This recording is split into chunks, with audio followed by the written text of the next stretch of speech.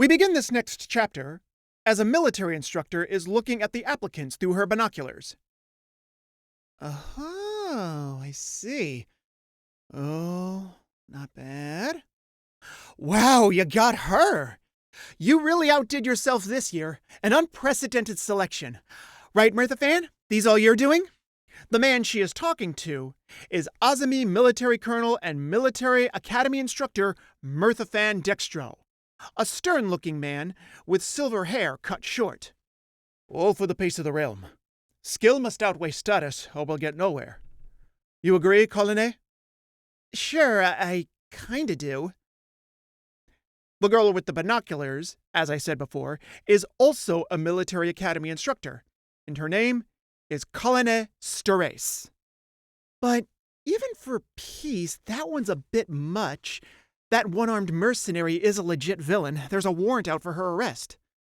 We made a deal. Not an issue. If she enlists, the warrant is rescinded. Well, pulling strings for... Oh. She notices that she's being called over. Where are you going? Prepping for the test. I'm in charge of the written magic stuff. See you later. Put these back for me, will ya? She tosses him the binoculars, and Mirtha Fan decides to spy at the applicants through them. Oh, the Belt Princess came too. Should be a strong lineup. With their strength, the realm's future is...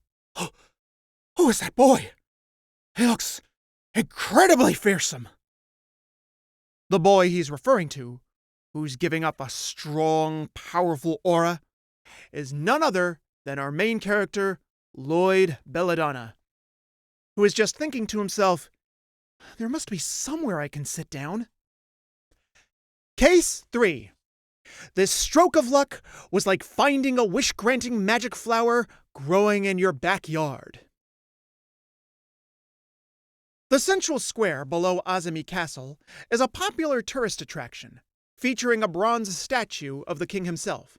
The statue is in noticeably better shape than, and far more handsome than the real thing, so the locals hold it in contempt.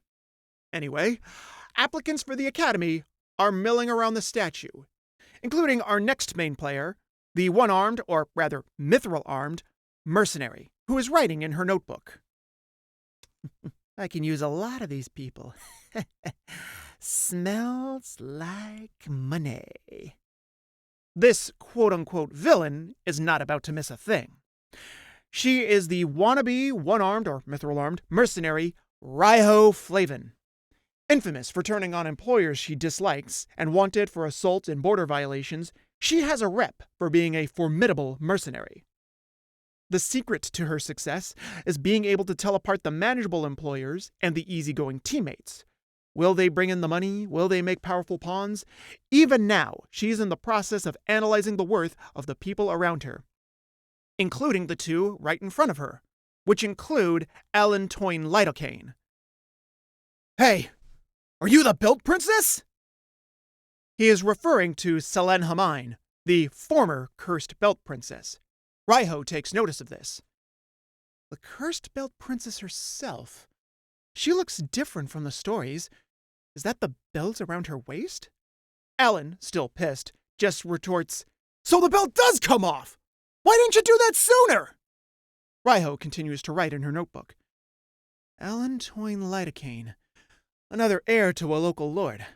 Looks good with an axe, but it's tournament style, useless in a war. The Belt Princess has trained, but has no real combat experience. Have to choose carefully for team jobs, but rich people can be useful on the right ones. Now then, time to face reality. Who is this beast? She starts sweating profusely as she side-eyes Lloyd Belladonna, who, unbeknownst to him, is giving off the aura of a fearsome white tiger. Finally found a place to sit. Probably the last open spot. Raiho still worries about him. He looks ordinary, but he totally isn't. One wrong move and my life is forfeit. Never figured there'd be candidates like this. Oh, I want to run for it so bad.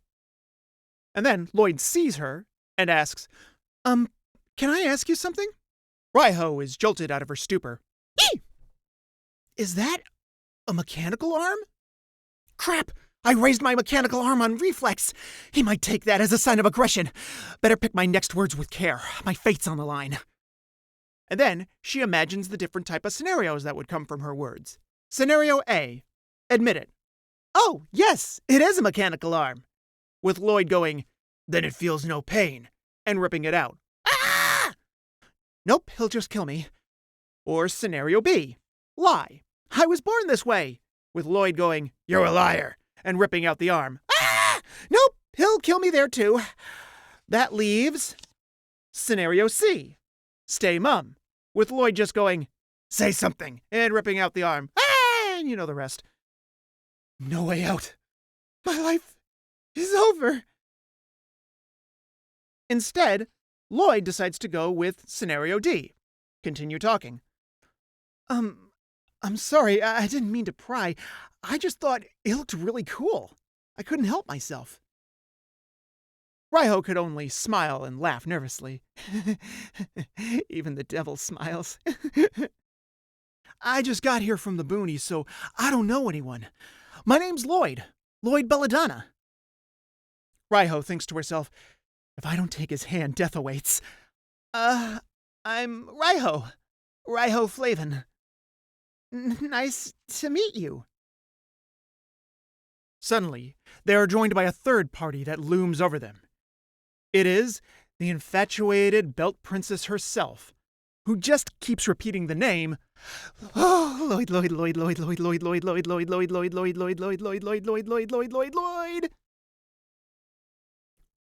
All Raiho can think is, the Belt Princess? What's wrong with her? I have enough problems already. Lloyd interjects. Oh, Selene, right? The kebab girl. You're applying too? Yes, I'm Selene Hamine and I'm all yours. You are? Oh, I found you at last! The days without you, they were nothing but agony. Raiho sees her chance. Oh, they know each other. Good. My chance to scram. But too late, Selene finds her and grabs her head. And who might you be? Ah! Damn you for foiling my escape! Selene glares at Raiho. It seems you and Lloyd were getting cozy. Cozy? Are you blind? Can those eyes see? This is Raiho. We just met. And Selene snaps out of her doom gaze. You did? Oh, I thought she was a romantic rival. Raiho just thinks to herself, romantic schmantic, I'm peeing myself here. Oh, what a weird pairing. The daughter of a local lord and this country bumpkin. Wait a minute. I've got it. They're from different walks of life, but just look how close they seem. These two must have history. Lloyd may have terrifying power, but if I work his connection with the Belt Princess, I can profit. With them under my thumb, forget petty army missions. I can pull off any job, big or small. Actually, Lloyd and Selene are perfect strangers. But that's not going to stop Raiho. Alrighty then. This could be lucrative. My shot at the big time. That's what Raiho thinks anyway. Meanwhile, all that's on Lloyd's mind is, wow, I made friends. Oh, but I first got to pass this test. And all Selene can think is, Lloyd. Ah! And suddenly, a soldier speaks up. All right, applicants fall into groups as listed. Let's get this combat test underway. Select your weapon and attack the dummy with it. A dummy shoots out of the ground. It's covered in iron plates. We're looking at agility and comfort with a weapon. When we call your name, answer and step forward. Group 2, over there. Raiho gets in her group and notices, so those two are in the other group. And that's when she notices Mirtha Fan Dextro. Yo, Mirtha Fan! The one-armed mercenary. Not going to drop out now, are you? Don't make me laugh. Can't pass up that deal to flush my sins away. You sure went all out for this recruitment business, though. All for the future of the realm. Relations worsening with our neighbors, the princess missing, our stability depends on a strong military. So that brings me to my question. Who the hell is that kid? She points to Lloyd. No clue. Wait, you didn't scout him? Do you know how dangerous he is? I'm as shocked as you are. Myself included, he could take on everyone here at once and win. I was worried my instincts were going haywire. At a glance, he's just another country brat, which is even scarier. Well, either way, he's here to enlist. With him on our side, our army will be unmatched for decades. Even if war broke out tomorrow, we'd be sure to win. I'm certain he's a gift from the gods. Gods, huh? I know you're curious, but I must remain impartial during testing.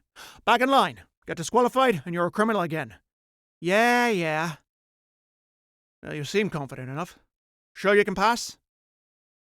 Raiho proves her worth by slicing the dummy with her mithril arm and cutting its head off.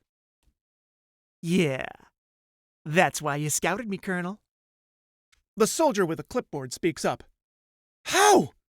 That was welded on! Well, that's easy. My partner, my good old arm here, is made of mithril. Handy for sure, but, terribly high maintenance. So, help a girl out, would ya? As she walks away, she thinks to herself, yep. That's why I need Lloyd and Selene to pass this thing too, so I could rake it in off them. Next is Alan Toyne Lidocaine, who starts wailing on the dummy with his axe. Yeah!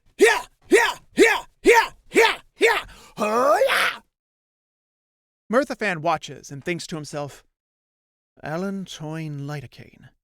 He comes from a decorated lineage. He agreed to enlist on the condition we make him an officer forthwith. A very ambitious man. And ambition means a strong will. He doesn't rely on his noble birth. He will be an asset.